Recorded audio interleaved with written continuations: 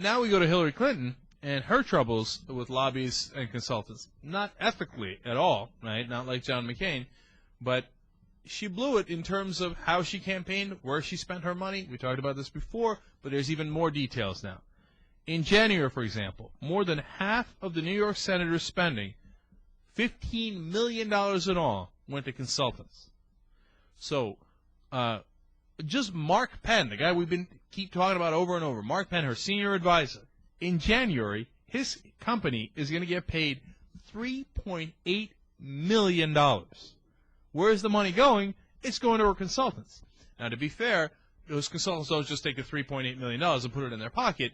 You know, they do mailers, they give advice on what kind of ads to give. But also, until we know how much of it is directly, like, in their pocket, I mean, that $3.8 million, 3.5 of it, 3.6 of it could have gone towards the cost of direct mail and marketing and everything else. Well, you see, that's why comparing the two is important. Like, what did Obama spend the money on? What did Hillary Clinton spend it on? Did she really spend more money on quote-unquote consultants as opposed to him? Now, that comparison is made difficult because they do their accounting differently. But the bottom line is, on all of his consultants, and Obama does have consultants too, because they do need poll numbers. They do need to know how to make ads and where to put the ads, etc. These are things they need to do, right? They're not just throwing it in the street. I get why. It's just the scale of it that's important. For all of Obama's consultants, on all of it, polling, mailers, ads, etc., it was $4 million in January. For Mark Penn alone, for Hillary Clinton, it was $3.8 million. Just in January? Just in January. Wow. Okay? And $15 million overall. So how does that give Obama an advantage? It's not like he's not spending the money he has, and he has more money than she does. He takes the money and puts it into ads.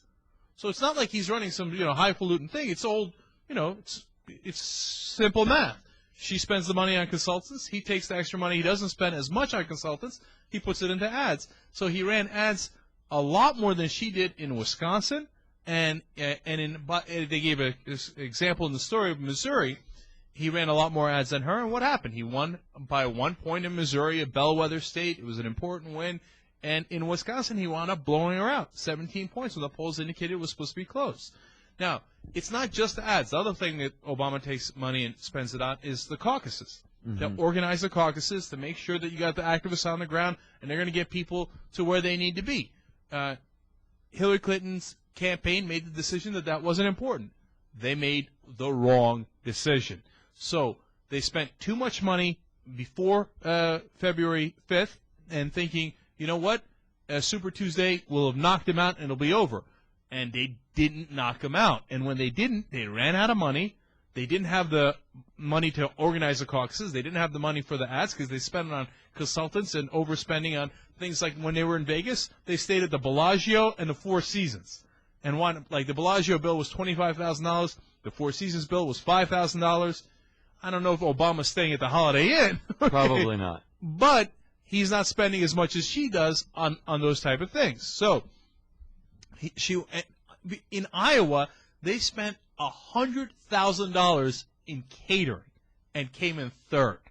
Okay? If you spend $100,000 in catering, you're spending it in the wrong place. It's obvious.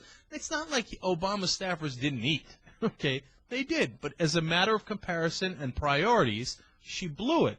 And so when she ran out of money, that's why Obama has been racking up these victories.